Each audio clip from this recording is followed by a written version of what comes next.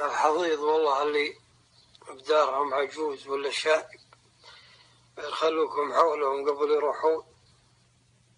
هالأيام شفت لي واحد معه أمه كاشته بهالبر وضاقت بالدنيا، تذكرت ما يمتي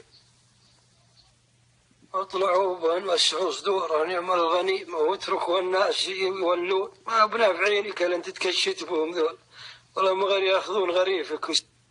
الناس لن تتكشت بهم ما بنافعينك ولا مغير يسبونك لقفيت ولا والله ينفعونك، يبون هالقدور يلحسونه.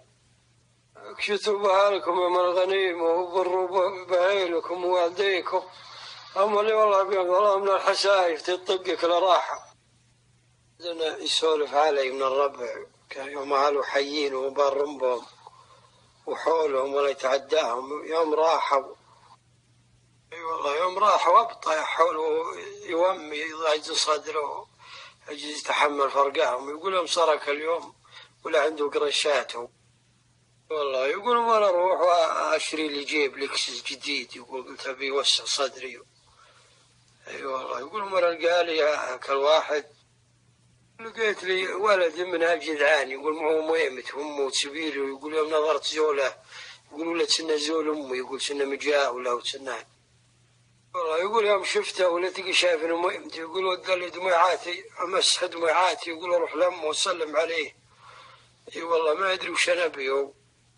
يقول قلت له ما شاء الله هذه الوالده. قلت ايه؟ قال تعطيني اياه واعطيك هالجيب اللكسس.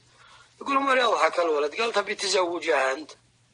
قلت لا ما أنا متزوجة، لكن اللحظة اللي انتبه ذي أمك عندك أنا لو حصل لي شريتها بفلوس الدنيا كلها. يا شين دنيانا عقب والدينا ويا شين دار ما بها ريحة أمي. ما زال اليوم من عقبكم ما بكينا وجرح السبود من الحنين متدمي. منها السما والأرض ضاقت علينا. يا قل حيلاتي ويا كبر همي.